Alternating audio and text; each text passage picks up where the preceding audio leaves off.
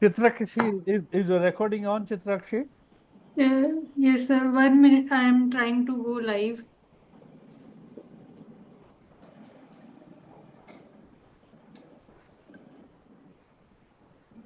So we can start. I am unable to go live.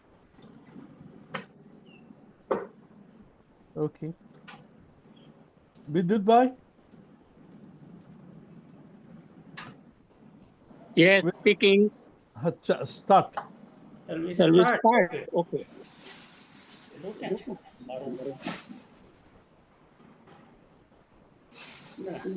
ચાલે નાખવાનું. તમે મેં નથી લીધું પડ્યું હશે પેલી બાજુ તમે કાઢ્યું ને નીચે પડ્યું છે.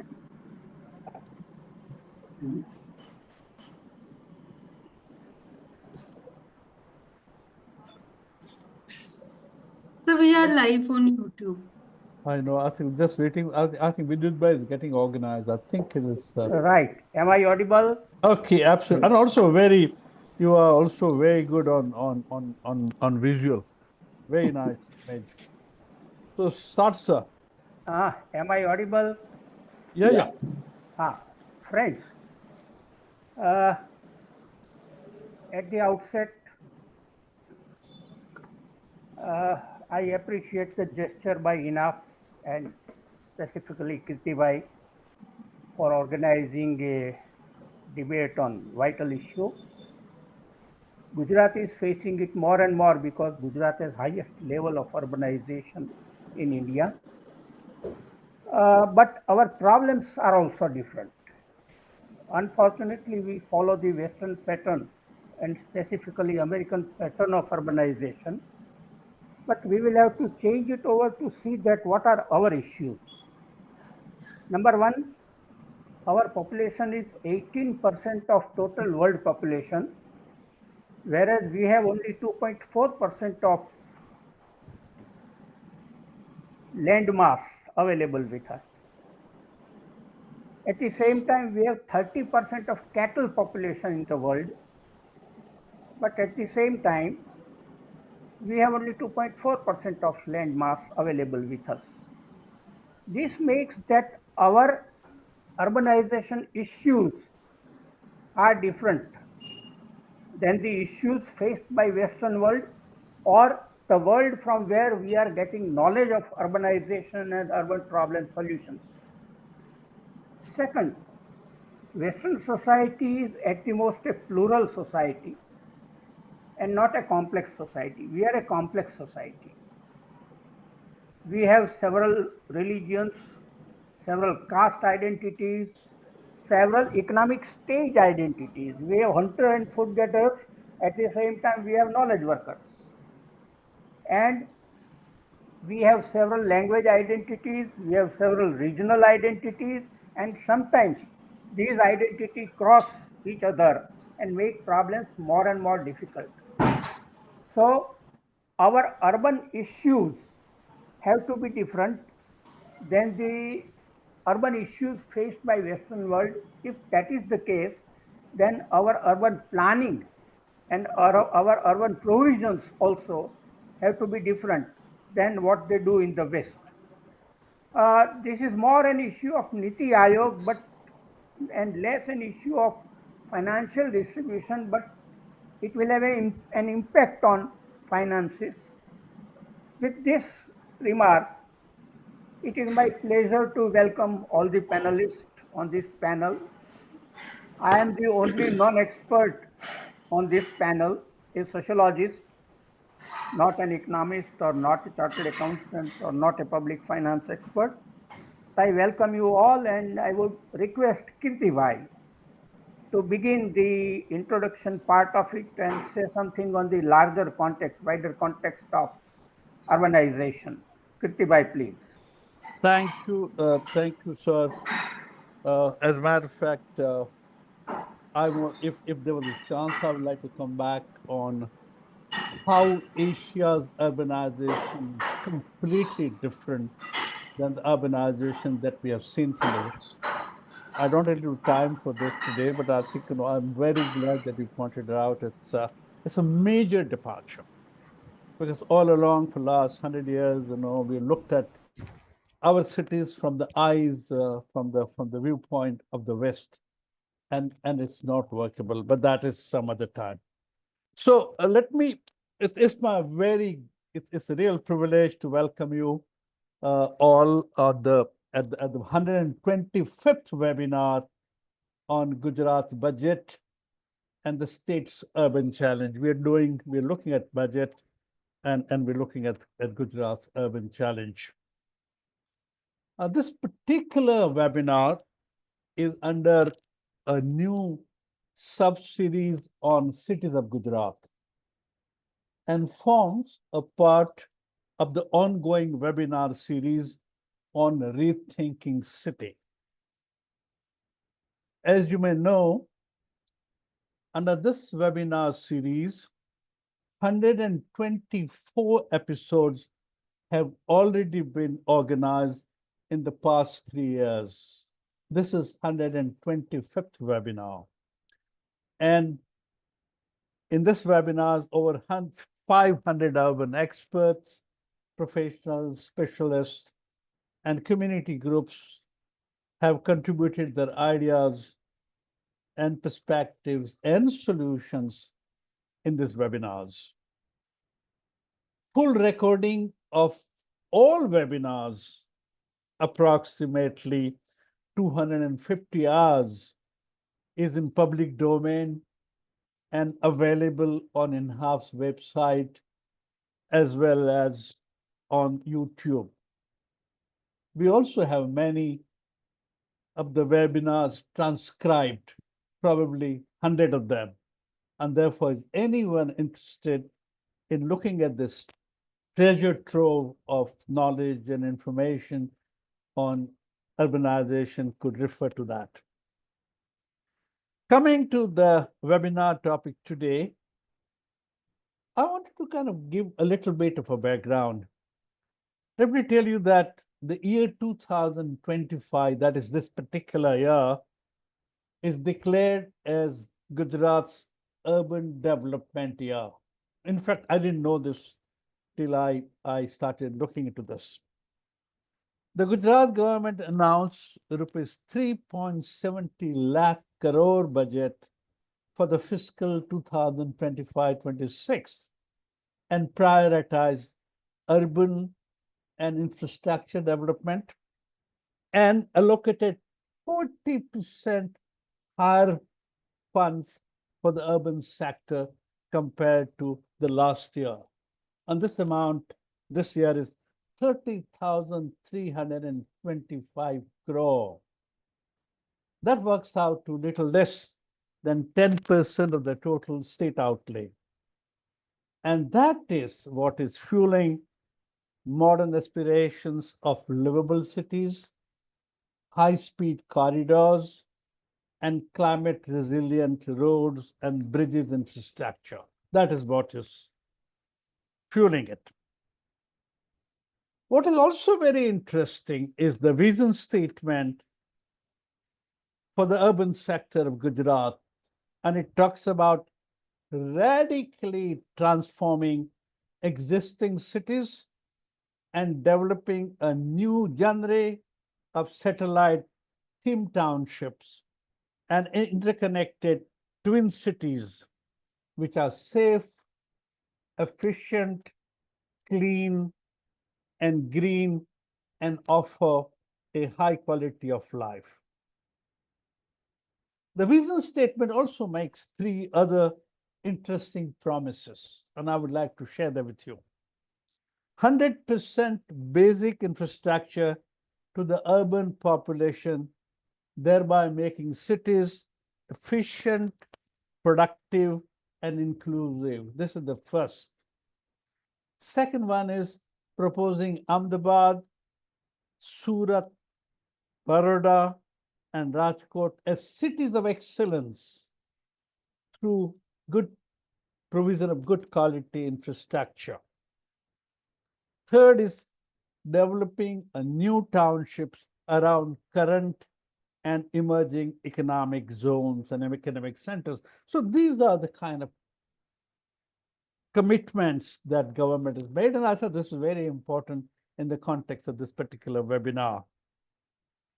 So it is in this context that we are looking at this webinar, and keeping 2050 in mind. And I really think 2050 is something very important, just 25 years away, not too far, not too close. And it's good to look at India's, Gujarat's urban challenges. And we've essentially talked about three. That keeping 2050 in mind, how does 2025 as the urban development year and the budgetary provision get the ball rolling for the achievement of this goal? How does this particular budget set the tone for the next 25 years? The first question. Second is, what are the resource mobilization and planning strategies to achieve that? And that's a second important operational question. And the third is, what institutional changes and innovations will ensure growth and development in the desired direction? I just talked about three commitments the state government has made. And the fourth is overarching, what are the key challenges facing Gujarat cities as they get ready to brace 2050? So these are the kind of four challenges, and I'm sure we will be able to build the whole narrative around it. But before we start, I need to kind of tell you why are we doing this webinars for last 3 years. This is 125th. What are we trying to achieve?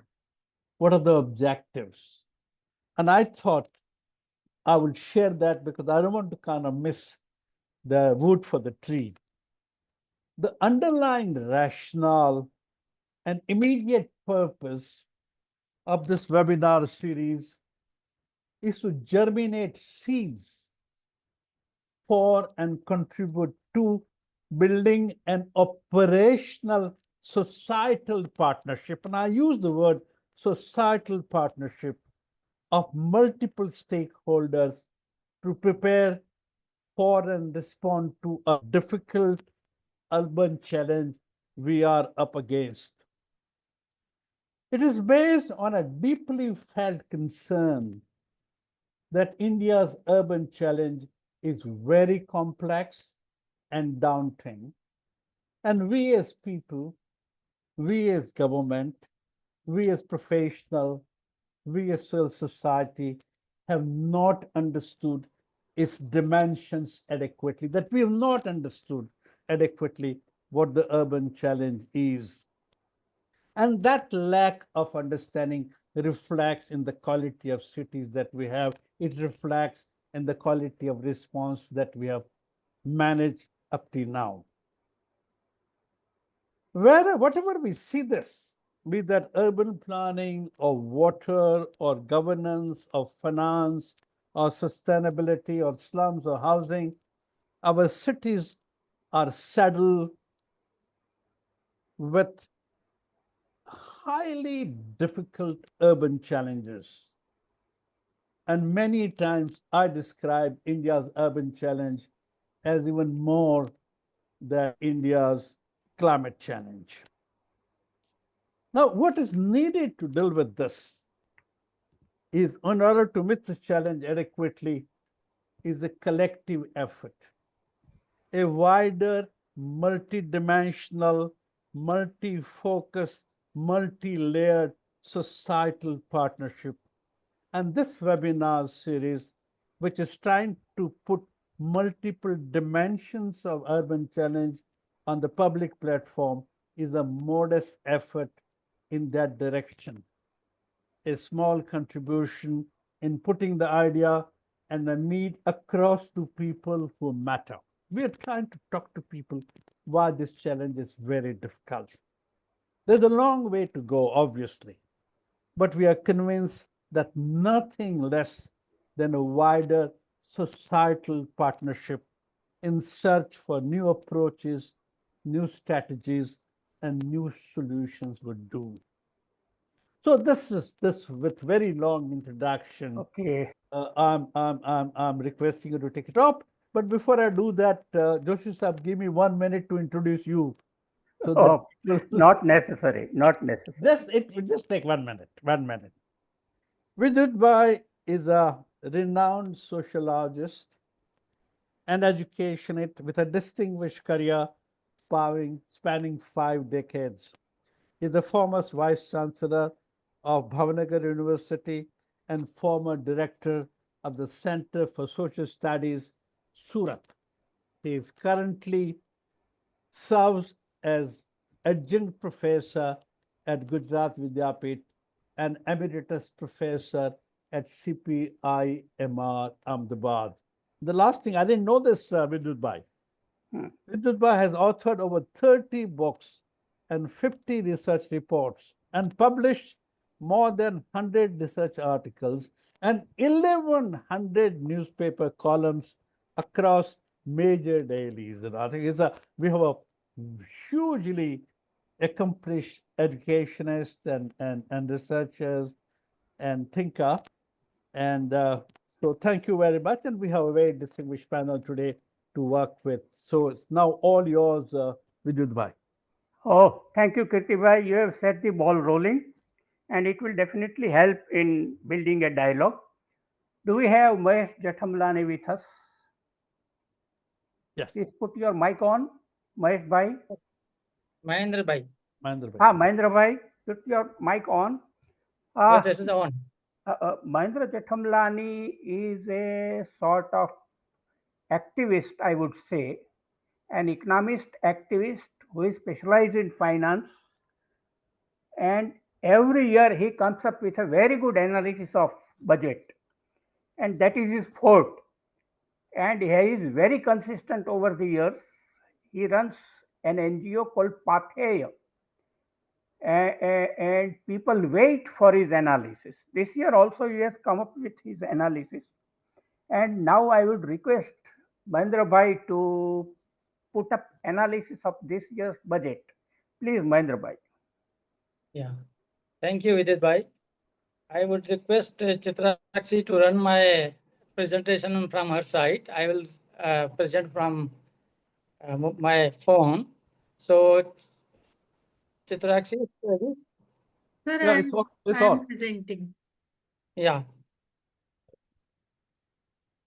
Sir, can you see the screen? Sure. Yes. That is, I'm able to see it. I'm not seeing it on my phone. Sir, you can swipe to another tab. You will be able to see the screen.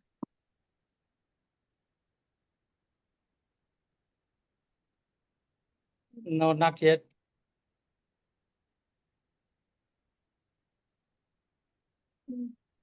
The presentation is not visible.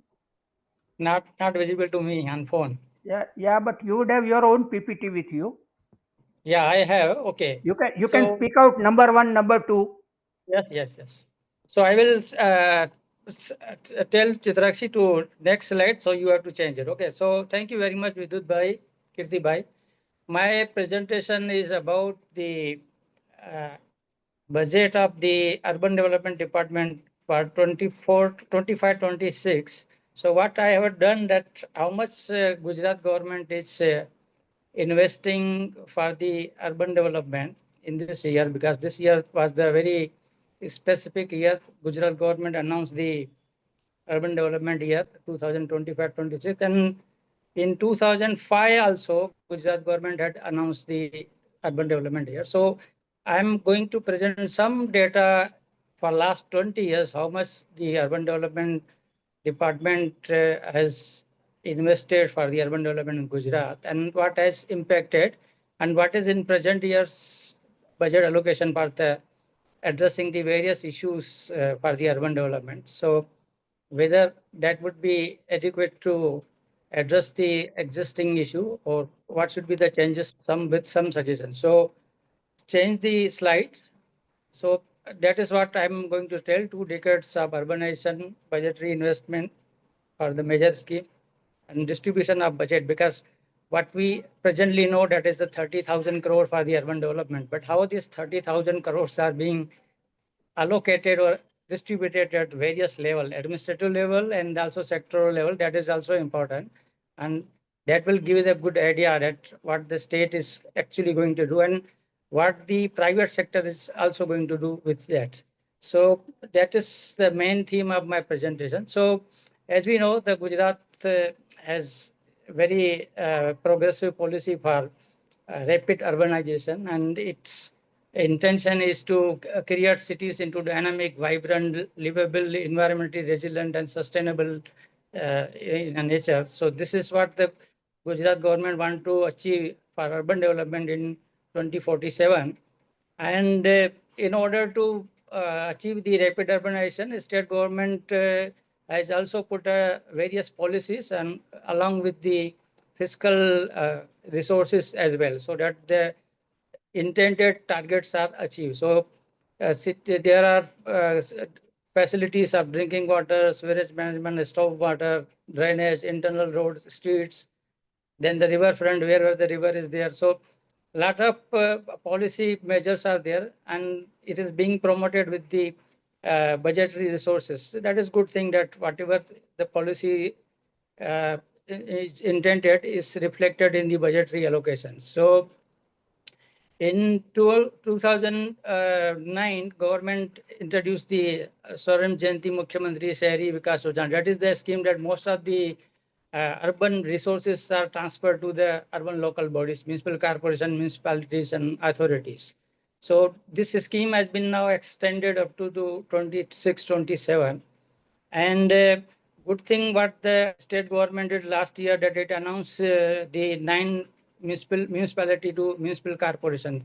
This is something which have been done, I think, some 5-6 years ago. We are very late, but still it's good that new municipalities have been accorded the status of the municipal corporation. So the people in these new municipal corporation will have a better urban facilities. And as Kirtibai mentioned, that 25-26 the new urban development year. So 2005 to 25, that is the 2 decades, and one urban year to the another urban year in 2 decades. So that is the policy framework that Gujarat government is promoting. It's a good thing. And what I'm going to tell that I see things, whether whatever the policy or announcement is, whether that is matched with the budget or not. So because budget is the most important reflection. Kindly change the slides. The budget is the first most important reflection of the government's priority, and the state signals its vision and future policy priority through the commitment of financial resources. So budget allocation and spending for urban development, therefore, is a reflection of government's commitment to the urban development. Next slide. You should reach the slide number 5, which shows the graph and which also indicates the investment for the urban development in the Gujarat. So if you could see from 2006-7 up to 2025-26, the average investment for the urban development is around 6.31 consistently, which is a very, very huge percentage wise. And in last 20 years, government of Gujarat has spent around 2 lakh crore for the urban development. And this 2 lakh crore investment is on the geographical area, which is only 3% of the state. Because whatever we say, 50% is now Gujarat highly urbanized, but that 50% population, that is around more than 3 crores, they are living in just 3% of the land mass. So there's a very huge investment of the public resources for the urban development. And it has, of course, improved the amenities, basic facility, but it has also made the land prices skyrocketed. Open spaces are very scarce. And there are also problems like the air pollution, water pollution, traffic congestion. And open spaces are very rare because most of the municipal corporation, whenever they are resource crunch, they always look for the selling the open places. So that is also there. And then there are many other problems have also come. So this is also byproduct of the huge investment on the small piece of land.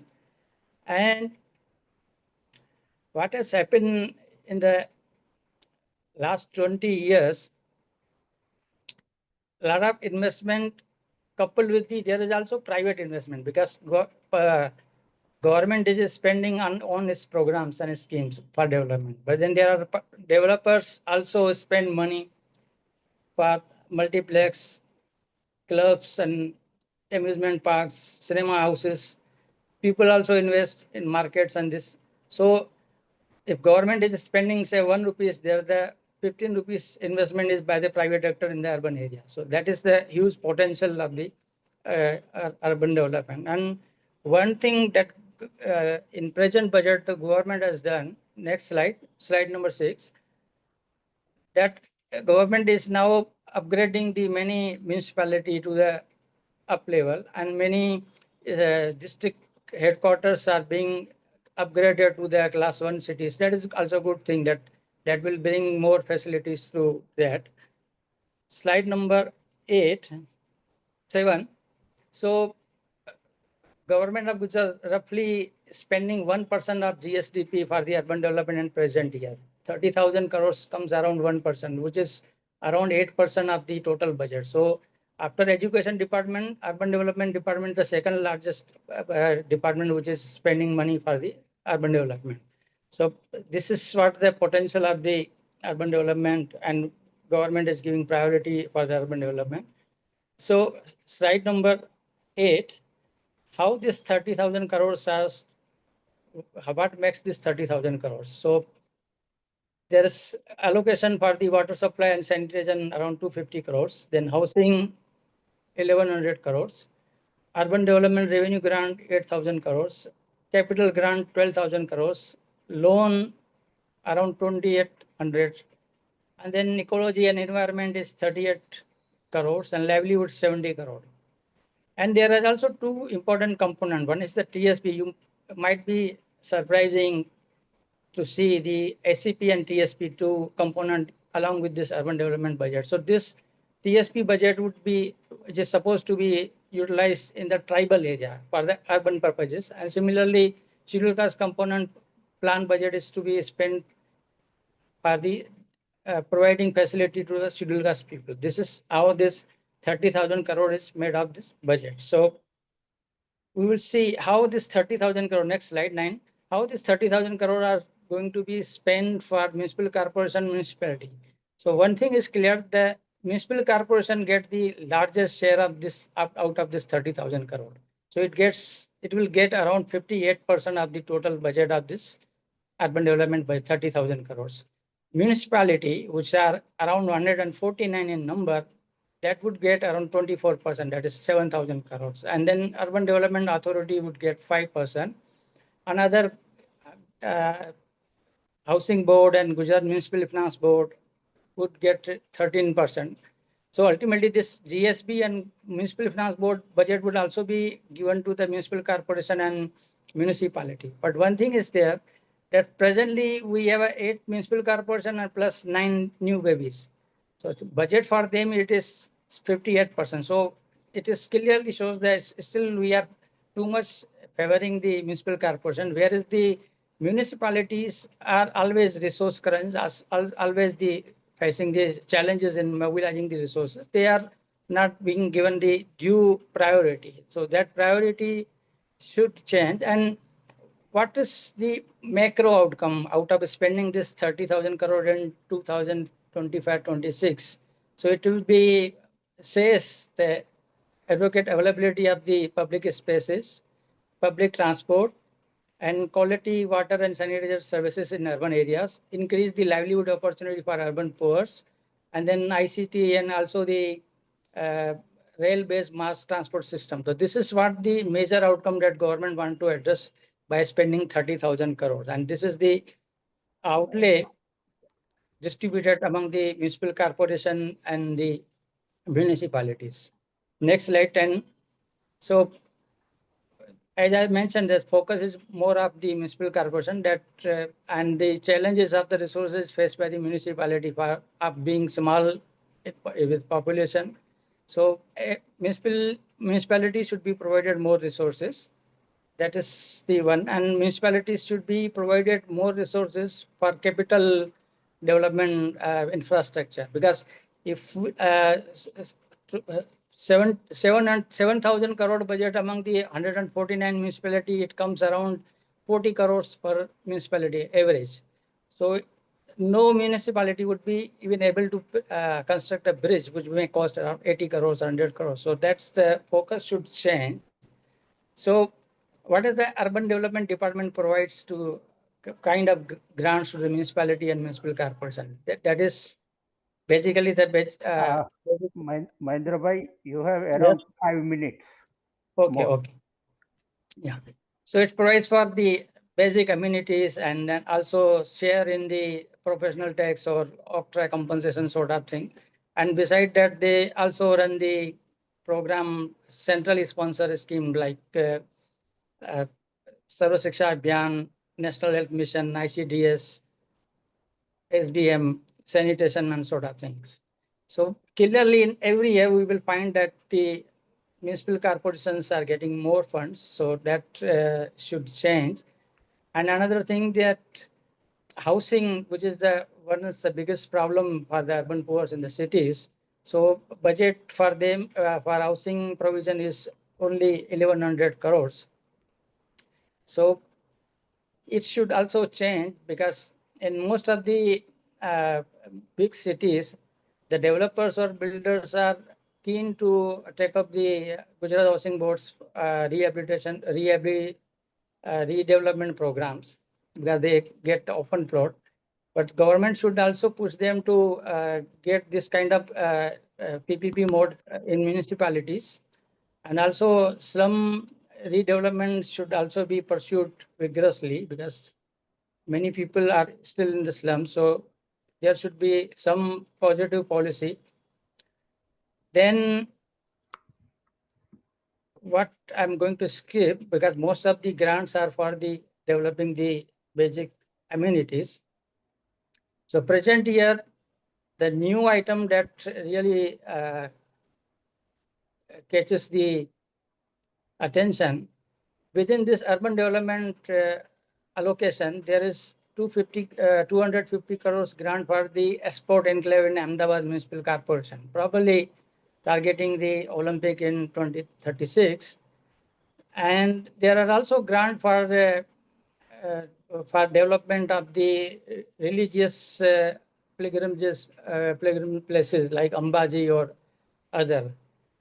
So that is then Okay. there is also, yeah. You may conclude, please. Modern fire stations are also there. So another big component is the loan component to the municipal corporation and municipality. That is around 10% of the urban development budget. So it is yearly getting increased every year. So this is what I say, suggestions should be, what I say, slum rehabilitation should be given priority. Livelihood of the urban poor, particularly the vendors or employers, should be given higher allocation. Municipality should be given more budgetary resources, and TSP budget should be earmarked for the municipality, because very few tribal lives in the municipal corporation, whereas then municipality there are many like Dahod, Devgarbadia, Dharampur, many taluka headquarters in scheduled area are the municipalities. So that fund should go to augment their facility other than providing this facility to the municipal corporation. Thank you. Thank you, Mahender bhai. It was excellent, excellent. Let me tell you. I would request INHAF to share this Yes, we PPT. do. We will immediately.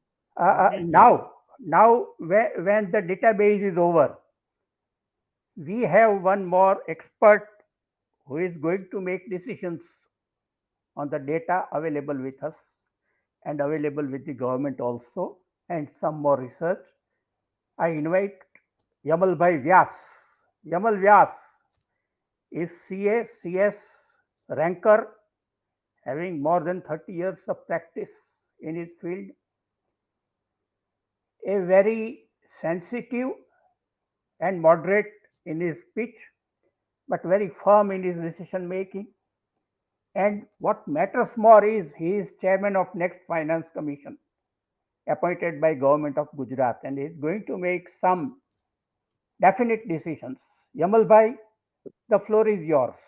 Yeah, uh, thank you, Vidyut bhai. Uh, I'm just trying to get settle some speaker issues in my car. 1 second, just give me a minute. Oh, take Please check the words. mic. Yeah, no, I got connected to my car because of this Bluetooth thing. Now I am finding it a little difficult. 1 second, I got it. I got it. Okay. Yeah, now I'm okay. Sorry. I say it quickly. Hello, can everyone hear me? Yes, Yes, of course. yeah, very well. Yeah. Thank you. First of all, I must. I'm amazed that the three people above the age of 80, if not, I mean, maybe Vidyut Bhai is a little less than 80, but Vidyut Bhai, No. Kirti Bhai, and I'm Laheri 80 Sahib. plus. So all three of them are so active at this age. I mean, it's a real inspiration for people like us. I must congratulate you all and look forward to following your footsteps, hopefully. So, now, first of all, I think I am here to understand and listen to what you all are saying rather than give my views, because of my views. Uh, uh, we have given some of our views in our interim report, which was placed in the assembly. So maybe Mahender Bhai and others, Himani Baxi and all, might be having a copy of that. But that's fine. Basically, urban infrastructure and what I am looking at as more as a citizen than someone connected with the Finance Commission is that uh, we are facing a number of problems, as pointed out by Vidyut Bhai and Mahender Bhai, and at the same time we have a lot of opportunities in the sense of one, as Mahender Bhai pointed out, we have a lot of budget allocation. That's one part. And distribution of the budget amongst various subsectors is always an issue, and we can always do better. I agree with him. And I'm sure the Gujarat government is very conscious of that. We will also be putting in our whatever little effort that we can to make it more balanced and I think people friendly. Uh, but yes, we have a great opportunity in terms of budget allocations. We also have a great opportunity in terms of technology which has developed, and that might probably change the way in which we have developed our cities. Because as Kirti Bhai rightly pointed out earlier, that our mode of development has to be different from the West, where we get most of the past history record and a kind of path shown to us through that. But then, yes, the Asian model of development has also been quite interesting and successful, especially China, from whatever a little I understand of urban development. And we can learn from all the countries that they have done something well.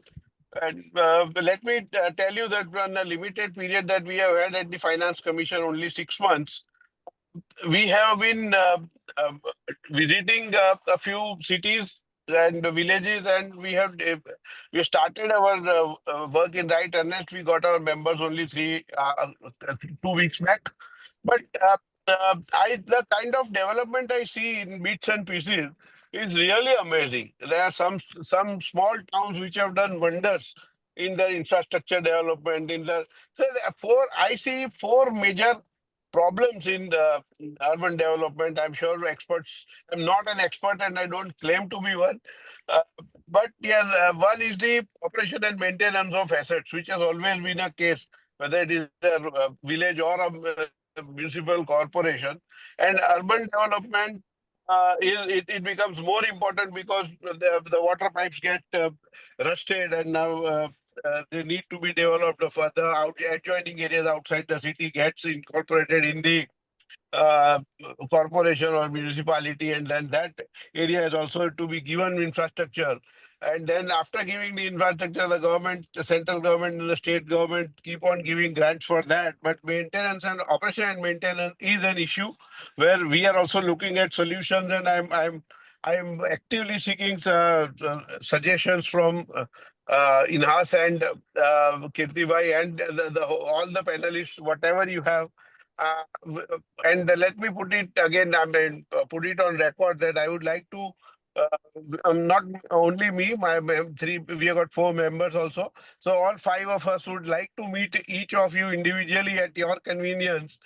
We have the office in the Sachivala in Gandhinagar, and I'm sure our team will arrange to have one-to-one meetings with all of you. And I request you all to probably Vidyut bhai hamra Gujarat not nahi aata hoy kadach એટલે I think Himani Ben can represent his expertise.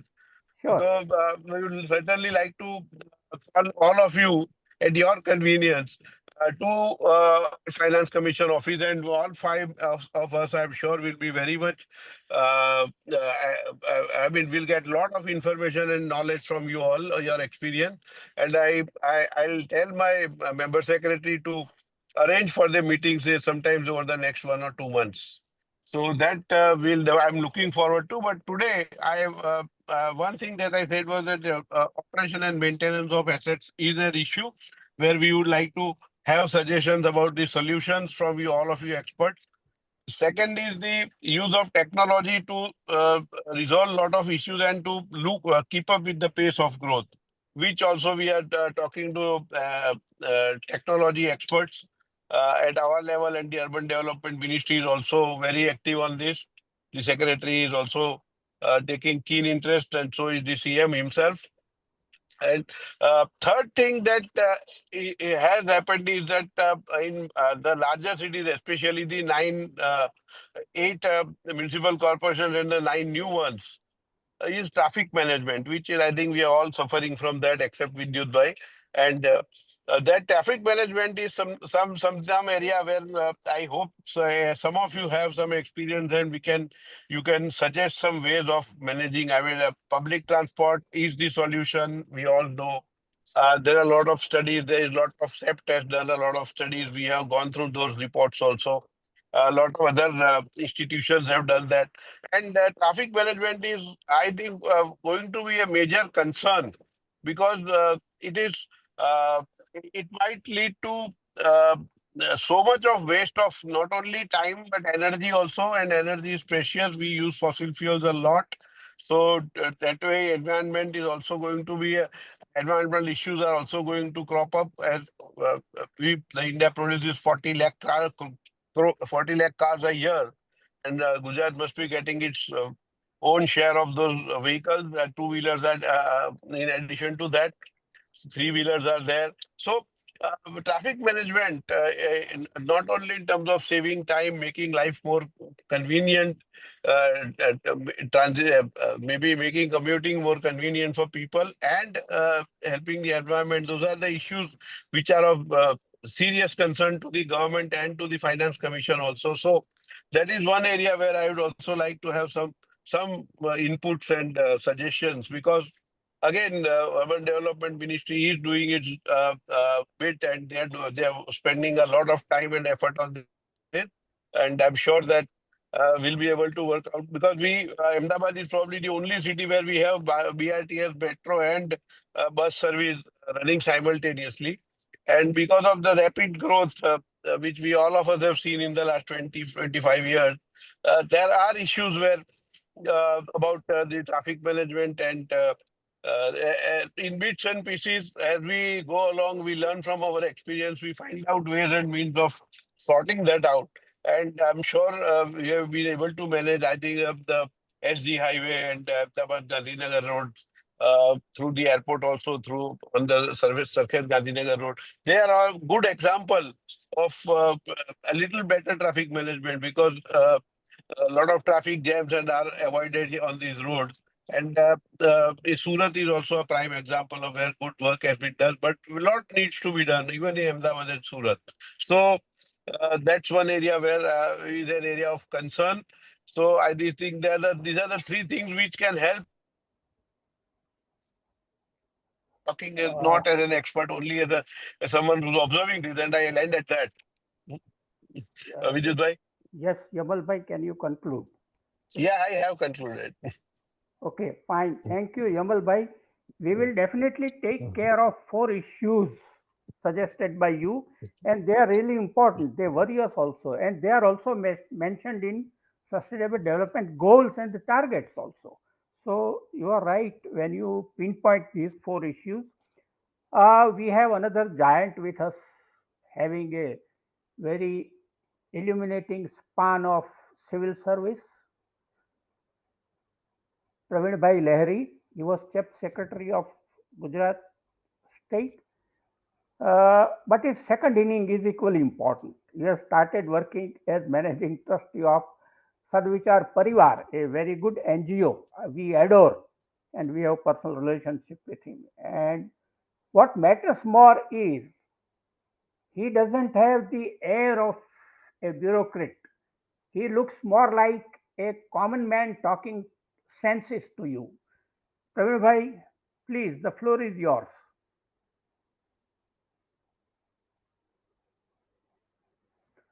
You are not audible, Praveen bhai. સાહેબ mute છો તમે unmute કરો. Okay. Thank you, Vidyut bhai,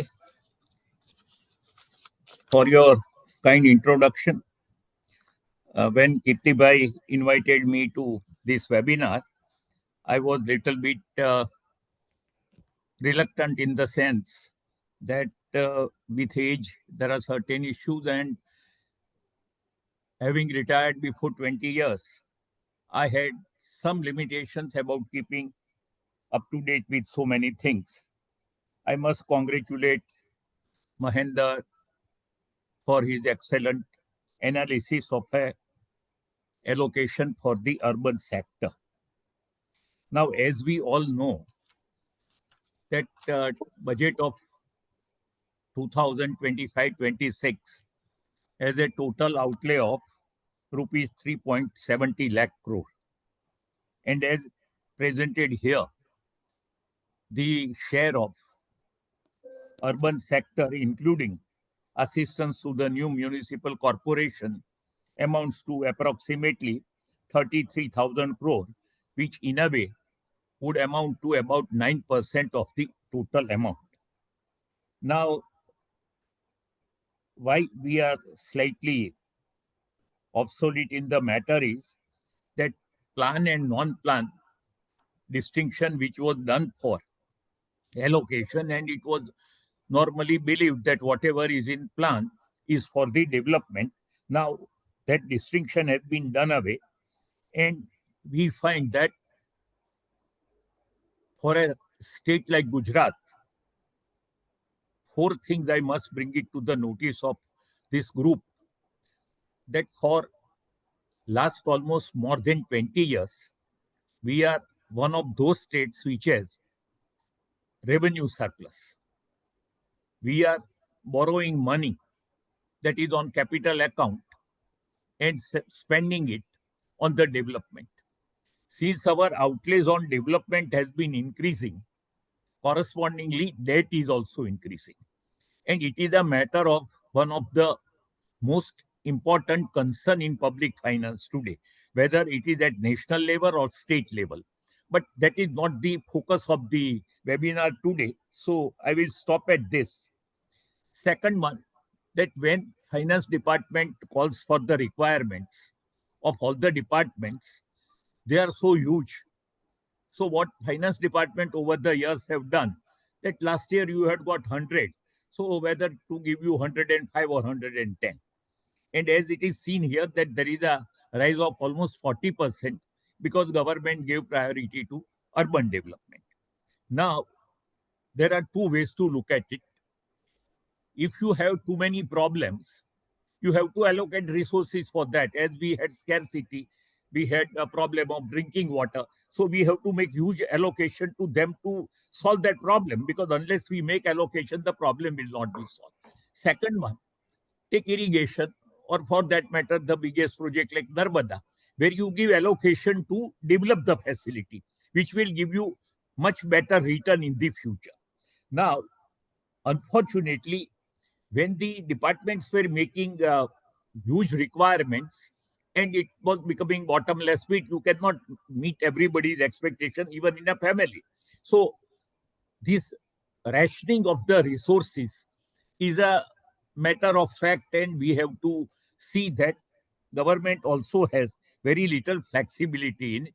And whatever is the flexibility we had seen in times of finance minister like Sanat Mehta or Arvind Shangvi for that matter, they used to call every department, try to probe which is the best way to utilize whatever little surplus they had. They used to allocate it to various departments and promote it. Major concern with Gujarat, in my opinion, today has is the great imbalance in development. At national level, we call it Bharat versus India, rural versus urban.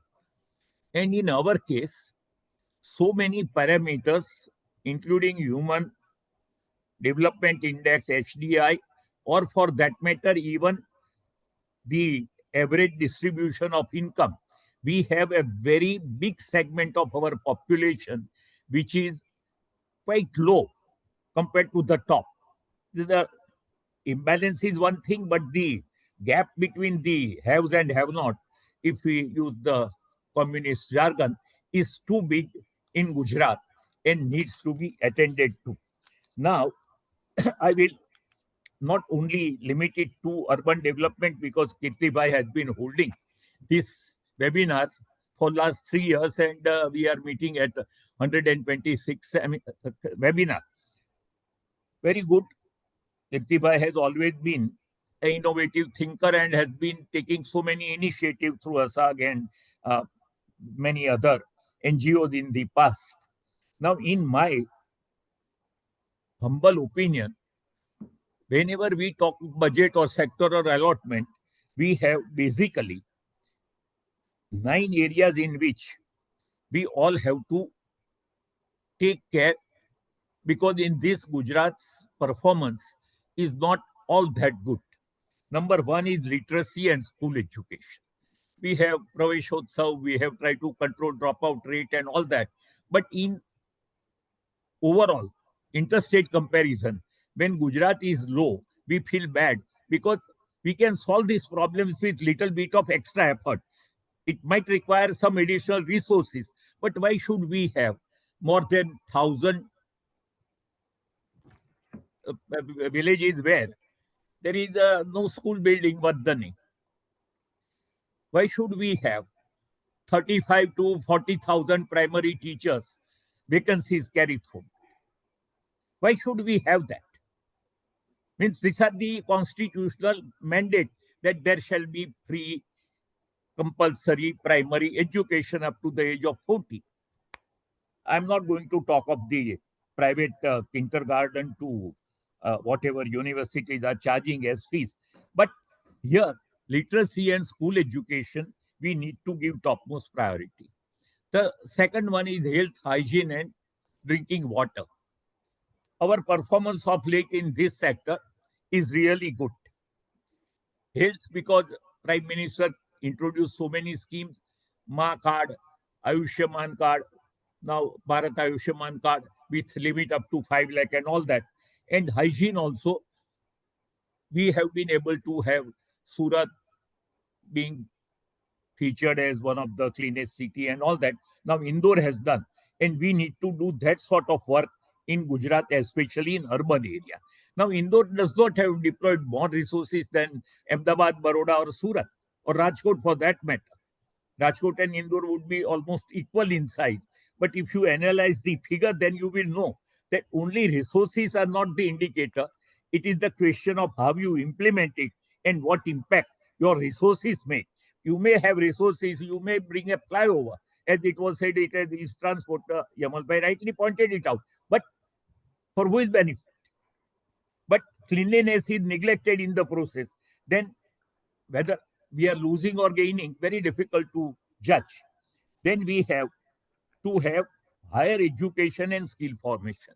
Why it is necessary that unless and until we have relevant education which will make people employable, it will be globally marketable skills. If we don't do that, then the imbalance which is there between the income of families would also continue. So we have to improve that.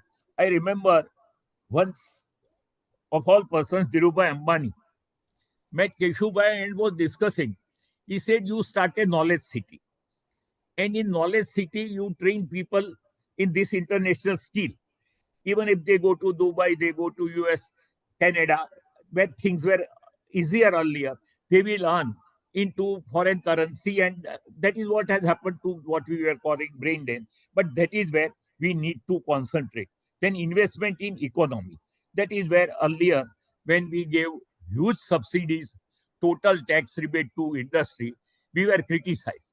But today, when you see that our income is more than 30 lakh crore GDP, and 3 lakh is almost 11% of it is with the government at the state level. We are not aiding the local bodies' resources. Otherwise, I think about 16% of total GDP is in the area of public finance. Housing has been discussed, and we are also very happy that PM Awas Yojana and all other Dr. Ambedkar housing, many other Sadar Awas Yojana, all those things are there. And housing has become easier in certain middle level towns. But as it was pointed out by Mahender, that in urban area, because of the land prices, it is not the construction cost, but the land prices that we are facing the shortage of housing. Housing in Ahmedabad, I was one day traveling between Ahmedabad and Gandhinagar, and I could see more than 120 cranes operating. Look at the development. After Dubai, somebody told me that in Ahmedabad, you have almost 10% of the cranes of the world working here. That is the level of development which is happening. So, Dubai, it was about 20%. We are half of that. And Ahmedabad, you see all around, and even nearby towns like Sanand or others, you have this issue. Now, issue of transport has been also addressed rather too late and too little, as they say, because we are still not able to wean away people from personal vehicle to public transport. Public transport is being used by a segment of the people, and that segment is expanding, so we do it. Only thing that number of rickshaws have come down in Ahmedabad. But you have metro, you have BRTS, you have AMTS and all that. But still you find that Ahmedabad is still better in terms of public transport, but Baroda has practically no public transport. So all these issues need to be related in the sectoral allotment when we talk about it. Question of social justice is very, very important. And in urban area, we find that the level of poverties are almost comparable to rural areas. So urban areas by itself, earlier it was believed that if cities are there like Surat, a person will not be unemployed for more than a week if he wants to work. But things are changing now. In urban areas also, you have a very high level of unemployment and poverty, and that needs to be addressed through some sort of sectoral allotment. And that is where we need to be more precise. And I am sure that Yamal Bhai would like to get this analyzed. Because suppose we have today 33,000 crore, we make it 50,000 crore, but where would other 17,000 crore should go? Should it go on drinking water? Should it go on firefighting equipment? Should it go on development of parks and gardens? Where should that go? That today it is not done. It is done that last year you had 33,000, so next year you have 35,000. Now that way it cannot be solved. When the focus is on there, government has admittedly given priority to it. I think we need to do that. The equally important is though not concerned with the urban area, is in agriculture, animal husbandry. Our performance had been excellent once upon a time, but now quite a few states have overtaken us in that area also. Earlier, because of the BT cotton, uh, Sardar Jal Sanjay Yojana, Narmada, plenty of water was saved and plenty of water was available. But now things are changing, and in urban area, the demand for drinking water is increasing, and we have very limited provision for recycling. Unless we recycle the water in urban area, the issue of drinking water will again. I have handled 1986 water crisis in Saurashtra. We took water in train to Rajkot from two ends. One is Thatarwadi Dam and another was Gandhinagar tube wells. But looking back at it, I went to Kutch after 15 years and I found Kutch is highly urbanized today. But it is using almost 100 crore liter of water every 3 days. May That I is the request Tappa Pravin Bhai? capacity and it is filled up. Pravin Bhai, So, may I request? May I request to conclude? yeah. Now, my last point is that as far as urban sector allotment is concerned, we need to improve that, provided we are able to give equal importance to all the priorities or the challenges I have mentioned.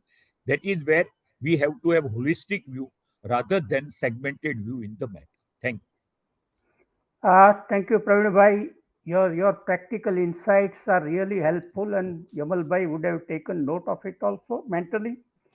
Particularly the urban water recharge issue, which you said is really important in Ahmedabad. Uh, Now I may request Niti Mehta to make her presentation. Niti is Yes, PhD sir. in economics, also PG diploma in urban planning, so she is most relevant here. And she is director of Sardar Patel Institute of Economic and Social Research. And we all know SPI is a very nodal institute so far as Gujarat development is concerned. And we have seen Professor Lakdawala and Professor Alag. Niti heads the institute these days, and she has definite issues with urban planning that we have. Niti, please. Thank you so much, sir. Thank you, Vidyut Bhai. And thank you, Dr. Kirti Shah, for inviting me to the seminar. And I can see some very important points being raised.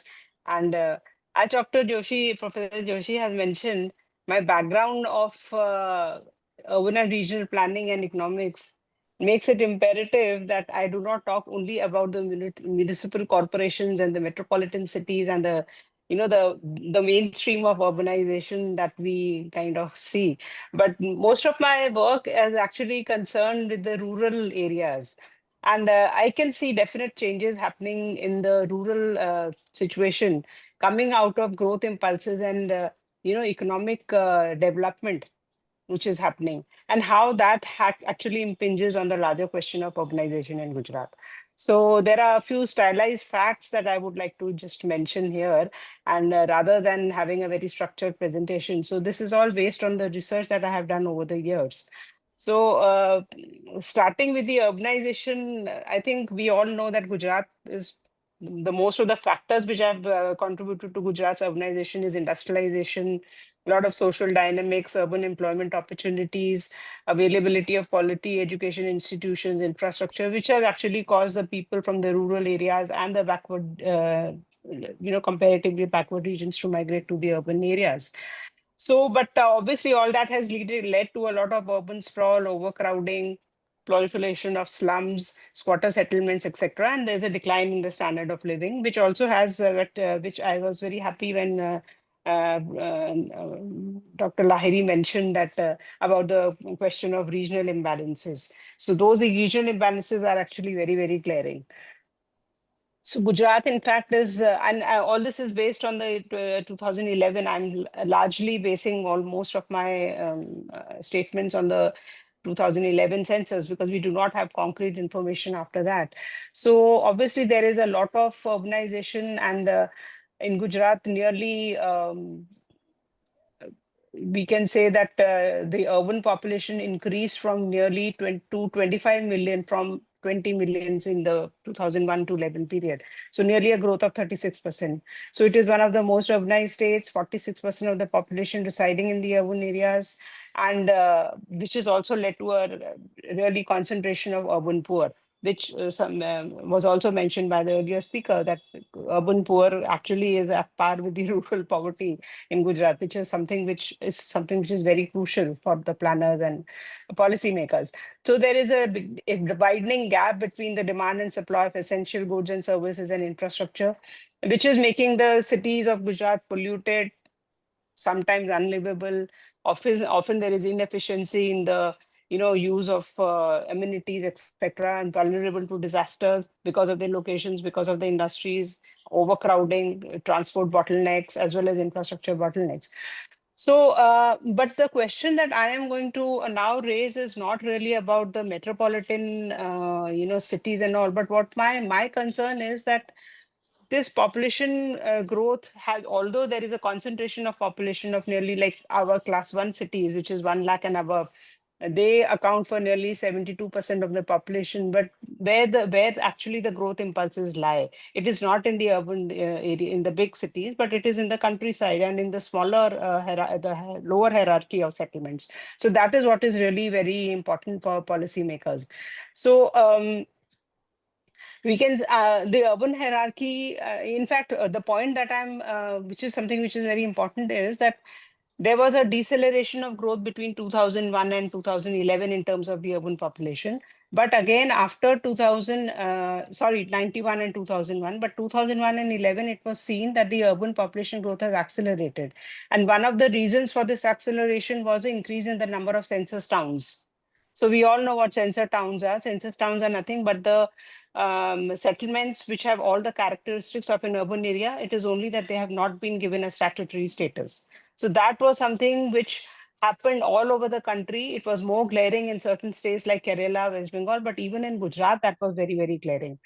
So it is the urban hierarchy or the distribution of towns, whether it is a statutory town, that means whether it's a municipality, nagarpalika, municipal corporation, or a notified area, or a census towns, where the four categories, there are identifying categories of urban area, which is the population, the employment structure, their statutory status, and their density of population. So there are these villages and small towns in the countryside which are satisfying all the criteria, yet they are not ruled by urban laws and bylaws and statutory norms. So that is where the problem lies, because these are for all practical purposes small towns which are acting as service centers for the hinterlands, growing at a very fast pace, but they are governed by the village level and local bodies and institutions. So how do they muster to get the resources to build their amenities or provide services to the people who are migrating from the surrounding areas coming there? These actually are acting as stepping stones for the migration towards the larger towns and cities. So that is where the problem is lying. And in fact, if you see the growth rates of these towns, we have seen that even though their share of population of class 3, 4, 5 towns, it is very limited, because most of such towns are again large villages or towns which have been converted from, because of the internal dynamics are getting into the thing. Their share of urban population may not be as much as the class 1 towns. But when we see the growth rates, it is these towns which are actually the drivers or the engines of urbanization in Gujarat. So we can see that even though the population, the corresponding population of the small size towns remains to be very limited in terms of the share of the urban population, we have seen that the growth rates of such towns, they are growing at rates of 5%, 9.8 and 5.3% respectively. That is the class 4, 5 and the 6 towns, which are more than 20,000, then 30, 40, and in the range of 50 to 20,000 population. So these are the towns where the population growth is actually happening, and not the metropolitan cities. Metropolitan cities are growing only at the rate of maybe around 4% per annum. This is as per up to the 2011 census. So what is happening is that most of the growth is happening either in the peripheral areas of these urban agglomerations, So all the dynamics is at the periphery, because these are the wards and the towns and the census towns which are actually causing the population to increase in these towns, in these cities, and as well as the growth which is happening indigenously even in the broader areas which are not in the countryside or the larger hinterland, where the towns are growing but which are not close to the large cities. So what the geographers and the regional scientists are calling the in situ urbanization and the subaltern urbanization. So all these terminology are coming to the villages which are transforming into towns, not because they are locating next to a big village, but only because of their growth impulses. Now, as it was mentioned earlier, that because of high agricultural growth, because of the availability of water and so many other factors, the decade of the early, up to the early 2000s decade and up 2 decades, there was a very high growth in agriculture. So most of the time, these growth impulses got translated into the change in the economic activities. So an economic activity, when it was changing to the non-farm employment, that was also causing the nature of the villages to change. So one of the criteria for an urban settlement is that it should have 75% of the male workforce into non-agricultural activities. So because of certain dynamics, internal dynamics that these villages are facing, either because of the prosperity in agriculture, because of their location along the transportation routes, because of their location along the industrial corridors, because of the location of such settlements in highly industrialized districts, or even sometimes negative forces when the town does not have water, the village does not have water, the agriculture is not really good, then they are shifting towards non-agricultural activities out of distress. So you visit a lot of such locations in the Saurashtra kind of region. For instance, Lilia. Like Lilia is a census town, was a census town. It may now have been incorporated into a larger UA. But the town was growing only because there was a lot of non-agricultural employment happening, not because of the positive impulses, but because people were actually leaving agriculture and doing any kind of thing that they could lay their hands on. So this is what is happening, where at the lower levels of the settlement hierarchy, the class the villages are transforming, the smaller towns are getting bigger, and those are the towns where really investments have to happen in terms of infrastructure creation of facilities for water, for everything. So in fact, in one of the studies which we had carried out in the Sardar Patel Institute, we had seen that we had studied 15 such villages which had transformed into towns, but which were not recognized by the state government as statutory towns. There is no regulation, because they are governed and administered by rural, the administrative mechanism is rural. There is absence of, yes. Can you please conclude? Yes. I will just conclude. So the basic point that I'm saying is that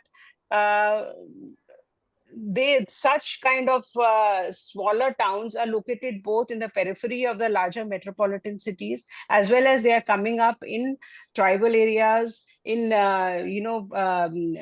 dispersed locations which are away from the Bombay, Ahmedabad and Delhi kind of industrial corridor, and they are located in Saurashtra and other districts. And if you see even the 2000 census, it was revealed that the urbanization, the growth of urbanization was very high in such districts like Sabarkantha, North Gujarat districts, Banaskantha and all these places. So definitely the allocation that has been allocated for urban development has to take care of, and in fact the policies in future have to take care of such smaller towns, not only small and medium towns, but the villages which are transforming into towns, and which are not only located, because if you are located next to a big city, you are inevitably going to be merged into the UA. But if you are located away, and in fact in Gujarat, most of the new urbanization, that the growth in urbanization which has happened, could be ascribed to such towns which are located away from the metropolitan cities, but they are also growing. So that has to seek the attention of the policy. So I think because of the constraint of time, I think I will make the submission, although there are a few other issues which could be. So basically the point is that we have to come out of the metrocentricity whenever we are talking about the allocations and about the distribution and about resources and the development of amenities.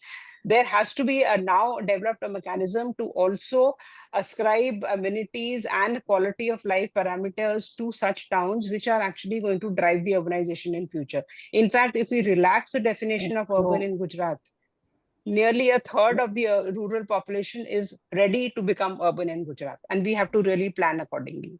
Thank you, Thank Niti. you. Really, you have spoken about decentralizing our policy and program measures and going to smaller towns without mentioning the decentralization theory that is now in vogue in urban planning. Now I would request Himani Baxi to present her views. Himani has PhD in public finance. She has worked for various central and state commissions on finance. She is a good researcher. Recently, she has published a book on decentralizing finance. I would request Himani to make her presentation. Thank you. Thank you so much. Thank you, Kirtibai, for inviting me on this panel. All the eminent panelists have raised quite relevant questions and issues. So being a last panelist, I think I would focus more on the recommendations, suggestions that can be derived from the theories of public finance and some of the better practices happening across other developing countries like Brazil and China and all. So let me start with that. So point number one, now that we talk about budgetary provision for urban has to be in context of 5 years later. So by 2030, we are expecting 66% of Gujarat's population residing in urban. So the gutter connections, water planning, traffic management has to start now. Point number two, of course, the theme of today's discussion is budgetary provision by Gujarat. But over a period of time, I have realized that budgetary provision is merely a necessary condition for development and not a sufficient condition. So, of course, we require budgetary provision, but having, highest state budget allocation in urban across all Indian states does not just automatically imply that we would have a better urban planning. So that journey has to be managed. Now, third point, I think we are discussing too much of a state role in urban planning rather than the role of urban finance itself. The whole philosophy of fiscal decentralization is that let the city and let the district and let the village manage their own finances, primarily because even within Gujarat, which share a quite similar socio-economic ethos, the need of Porbandar, which is recently being announced as municipal corporations, is very much different than that of Ahmedabad. In fact, in Gujarat, I would suggest to divide urbans in three parts: Ahmedabad, municipal corporations, and municipalities, because even among the municipal corporations, Ahmedabad finances are way different, and Ahmedabad urban amenities are way different than other Rajkot and Surat and all. Surat is now experiencing establishment of traffic signals, and they are struggling. The citizens of Surat are right now struggling with how do they manage traffic with the recently established traffic signals. So we need to have that. And so, although we are quite happy that Gujarat state has been of last 3 to 4 years have been significantly allocating money, almost as Mahender Bhai mentioned, 6.3 and all that, compared to Maharashtra, Tamil Nadu, who are below 2% of their budgetary allocation. So we are very ahead. But that, in fact, is setting at a wrong signal. So right now, our municipal corporations and nagarpalikas are probably having only 40 to 45% of their total revenue coming from their own sources. The remaining one are either in the form of grants, or from state finance commissions, central finance commissions, or either in the form of a centrally sponsored schemes, which are tied up grants. So when we looked at the balance sheet of many of the Nagarpalikas, we saw a lot of funds being unutilized. Now, why are these funds being unutilized? Because they were tied up grants. And so they are just sitting idle in the banks, and the Nagarpalikas are earning some peanut amount of interest rate on that. So the focus of urban finance should be empowering Nagarpalikas and municipal corporations to be able to generate their own resources. For so many, and that is point number one. The another point, and in which I would also incorporate the issue that Yamal ji raised, was of managing the assets. Now, urban finance are, in fact, even state and central finances, we are very poor in designing user charges. I would just suggest that we all look at our property tax that we receive. Some 300, 400, 500 rupees per annum I am paying for my water charges, which is peanut. Now, with that amount of money that is generated, we cannot manage water treatment plants. And just charging once for water connection and then charging only some hundreds of rupees per annum, it is not manageable. So, designing rational user charges are a better option than relying merely on property taxes and relying merely on the state government. Because if you are generating user charges, it's a direct cost. So I'm enjoying services and I'm paying cost. It would be rather better than paying property taxes and other taxes and then feeling, oh, there is nothing that is coming to me. So paying user charges will always have a lesser pain than the paying taxes. So I think urban finances need to divert towards generating more and that is what the public finance theories have also said. Let the income taxes, let the other taxes be in the hands of the higher authority governments, and let the local public goods be charged the user in the form of user charges by the local government. So I think that part needs to be looked at.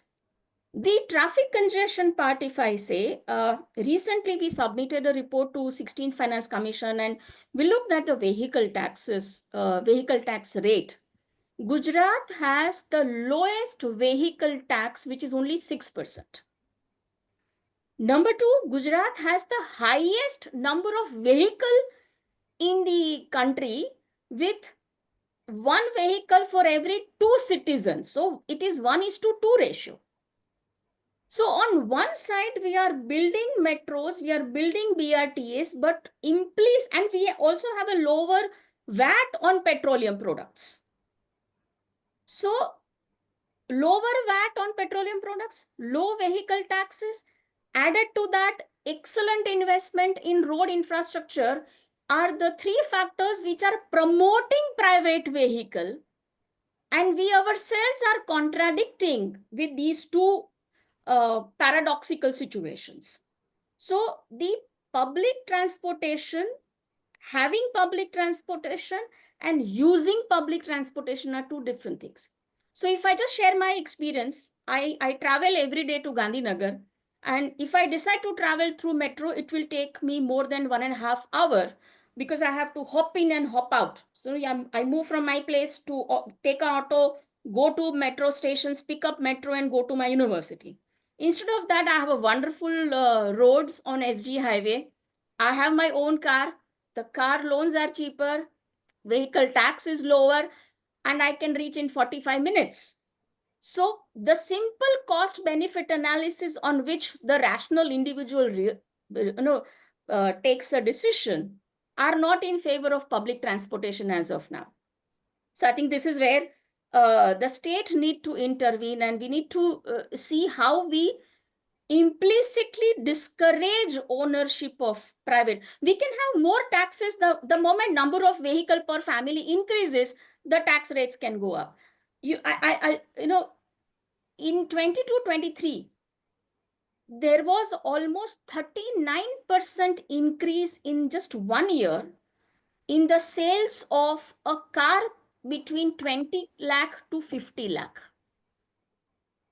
So this is what is create or which will create a traffic congestion in the future. So that is another one. Next point that I wish to talk about is how cities are built in Gujarat and its connection with the finances. If we look at Gujarat with its entrepreneurial ethos, majority of our cities are in industrial cities. Unlike Pune, unlike Bangalore, which is now being known for its economic activities, but Pune is now, Bangalore are now IT hubs. They were, when they established, they were not IT hubs. Whereas majority, even right now, the 9 municipal corporations that we have announced, which are those? Vapi, Navsari, Morbi are some of the cities which we are completely relying on the MSMEs. Now, there is a concept called participatory budget. So, state Gujarat can adapt a very beautiful concept of taking participation by these industries on which these cities are thriving for funding some of the services. And we have seen that how Atira, how IIM, and how majority of the institutions in Ahmedabad got built is by we are now technically calling it as a CSR, but it was always there in the industrial ethos of Gujarat. I think this is where we minimize the burden of taxes. This was one of the reasons why Smart City Mission miserably failed, and they had to shut down that even after giving 1 year of extension. Because if you think of building smart cities, it's going to come up with the tax burden on the citizen itself. So if I want big roads, wider roads, high-tech cities, cycling tracks and everything, I have to pay for it. Instead of that, one way to minimize the tax burden on the individuals is to talk about participatory budgeting. In fact, Brazil and all are... Can you conclude in 2 minutes? Yes. Brazil and all are also very actively working on participatory budgeting, as in where groups of people are actually coming up with proposals while municipal finances and budgets are getting prepared. I think this is the least thing that is happening, because we are all hyped up, discussed a lot when union budget comes up, but we are completely ignorant when our cities' budgets are proposed. So this is what I want to talk about. The last point is about talking about municipal bonds, which is coming up very aggressively. Baroda, Ahmedabad, and all have come up with the green bonds, particularly to invest in climate change. And this is a new area of discussions and studies. I think we need to not ignore these things. I think the remaining points I will keep it aside as of now. And if there are questions, I would like to answer. Thank you. Thank you, Himani. It was excellent presentation by all the panelists, and it's extremely difficult to conclude such a vast panorama of experiences and expertise.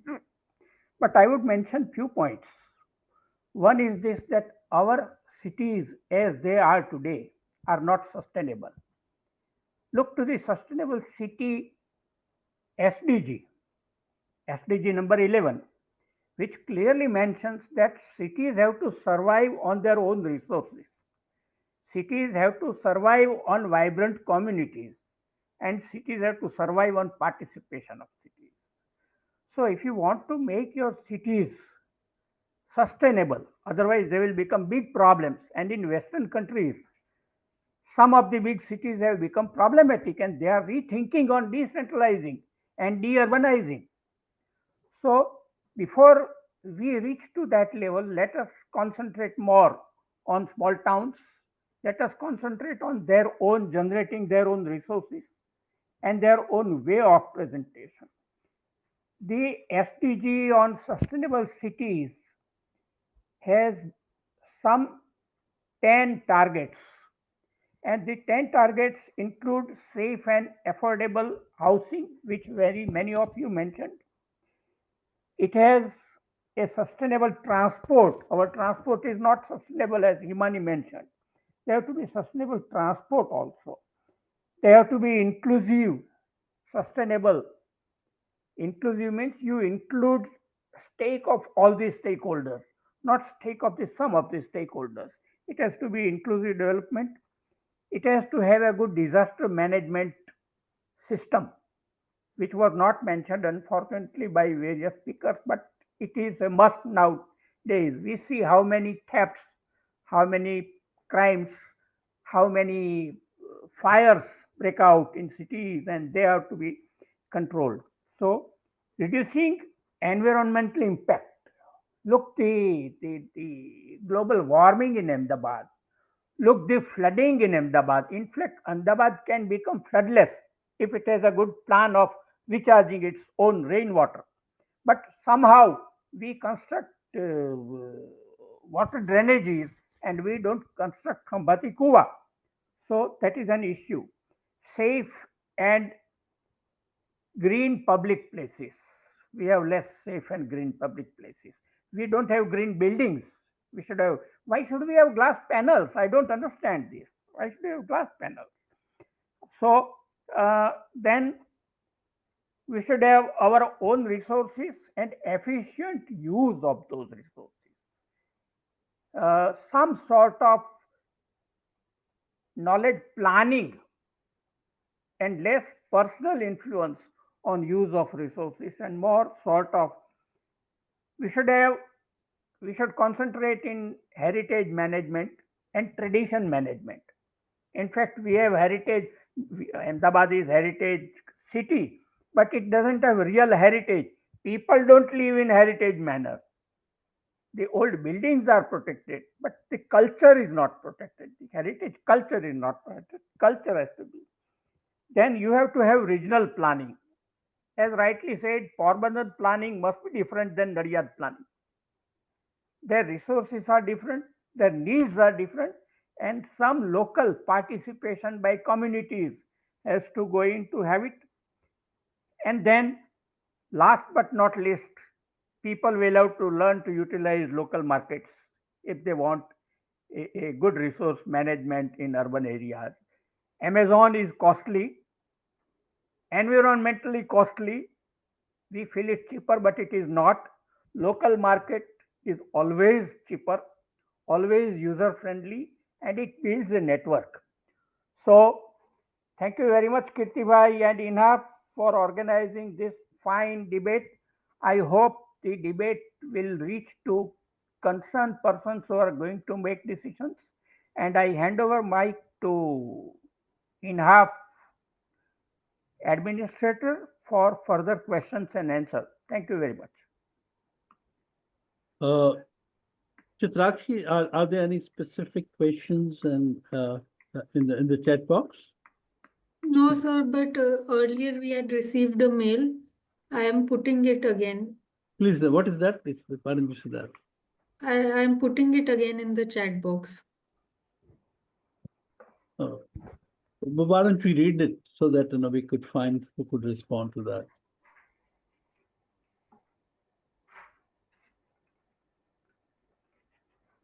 Vidyut, sir, I have put it in the chat box. Okay, let me see. Webinar chat. There are so many questions and it's difficult to answer them in a short span of time. But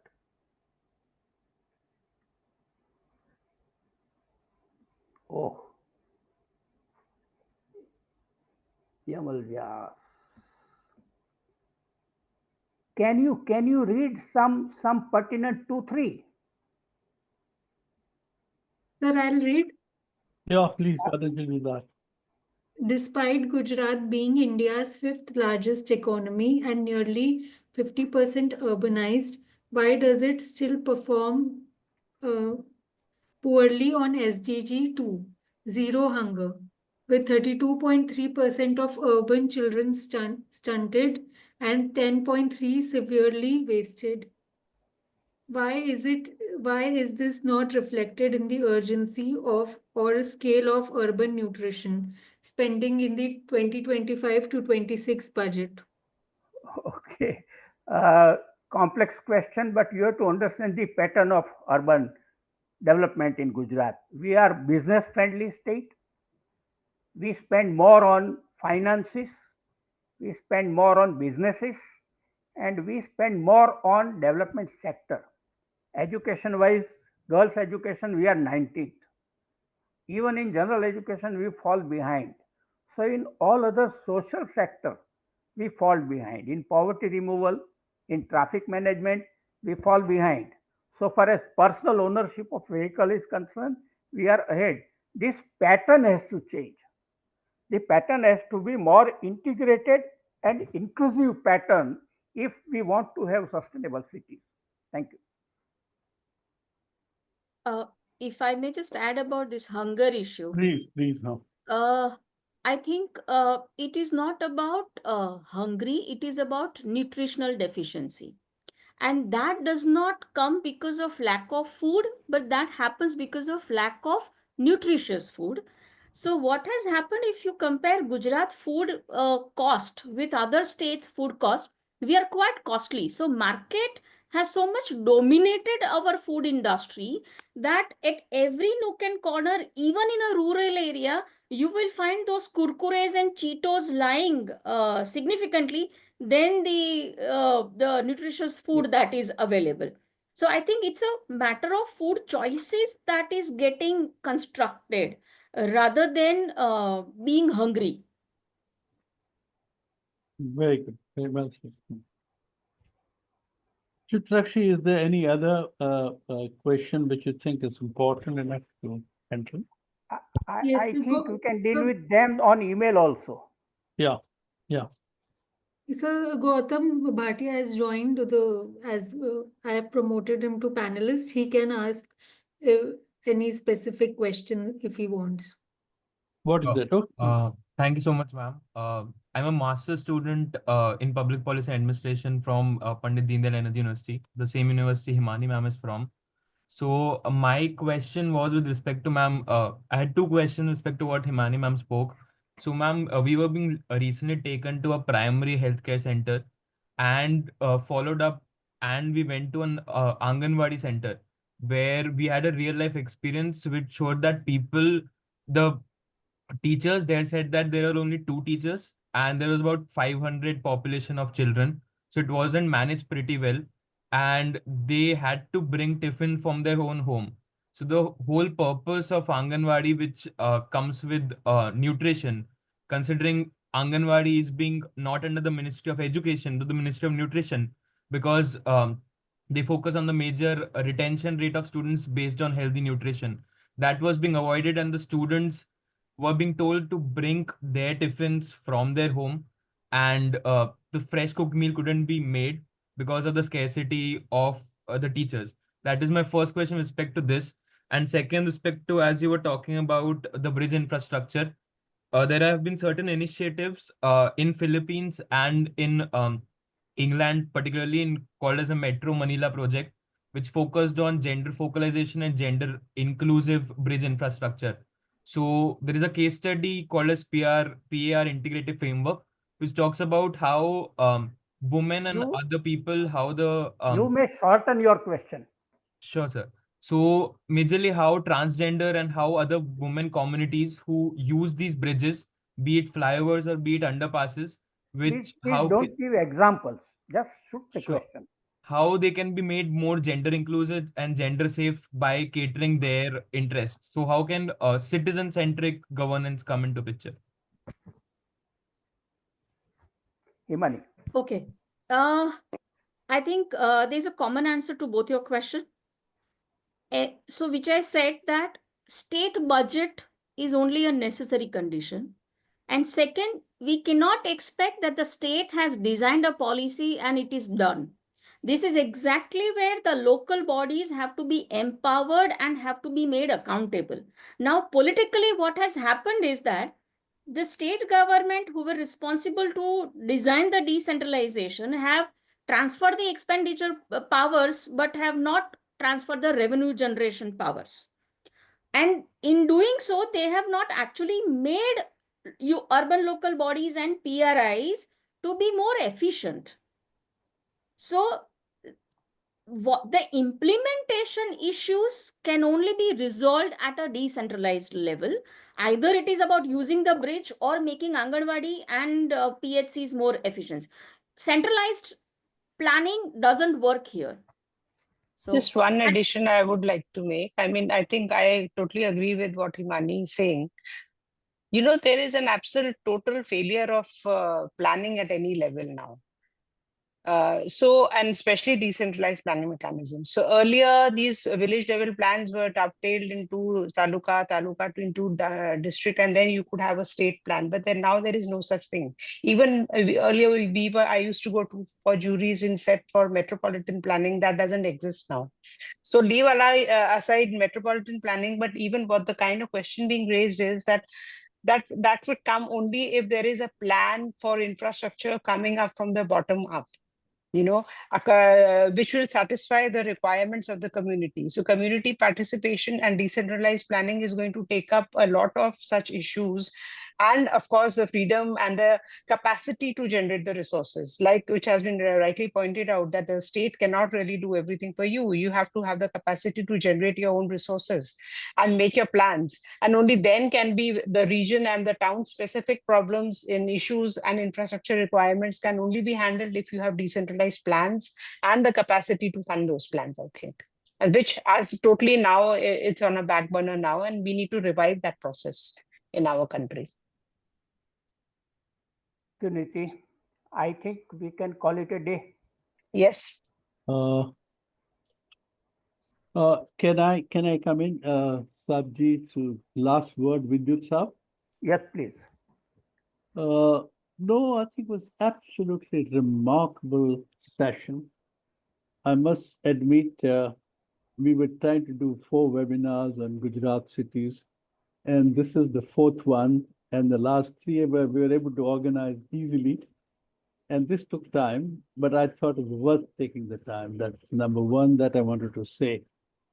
Second thing is this, that I'm so impressed with what I heard. As a matter of fact, I made 46 talking points. I just in my paper. And I'm personally willing to request all of you for a second webinar. The reason I'm suggesting is this, that there have been some tremendously interesting ideas that the Finance Commission can use, as a matter of ideas that the state government could use so easily on everything, on transport, on decentralization, on municipal finance. There's just large number of ideas that have come up. And as a matter of fact, Yamal Saab has offered to organize a meeting, and maybe I think, either I'll talk to him, or we organize a second webinar on this, if you agree. I think it will be, because there's not enough time. That's number 2. Number 3 is this, that 2 issues, there are many issues that came up, and 2 issues came up very well earlier. One was that slum has not been kind of talked about adequately. And the second thing was this, that, Asian cities required to be looked at very differently. On both of this, we are organizing a series of webinars in the next 2 months. We're doing 5 webinars, in fact, no, 6 webinars on Odisha's slum development project. It's incredible. I don't think anything that has happened which is comparable to that in the last 70 years in this country. And we are doing 6 webinars, including United Nations as a partner of organizing this meeting, and I really want to invite people to come and join. And the second one is we are doing a series of 5 webinars on climate change with CityNet. CityNet is the organization of Asia region. It has 150 members, 100 cities are members, and we are doing climate change in Asian cities, and we are bringing in Bangkok and Seoul and Kuala Lumpur and Jakarta to come and share in terms of how they're looking at climate change, and in the process, what is the urbanization processes that I thought I'll just mention. And the last thing that I would like to mention, Himani, is this, that we did 2 books. One was BRTS Ahmedabad and second is BRTS Pune. And I'm now doing a report which should be ready sometime in 2 months' time. It's called Cycle and City, Ahmedabad. And what is interesting, we're not looking at the whole thing from the viewpoint of experts. We're looking at from the viewpoint of people who are riding cycles or using cycles. We're not saying that it's not possible to kind of cycle if you don't have dedicated corridors. We are saying if so many people are riding cycle, why and how are they doing it?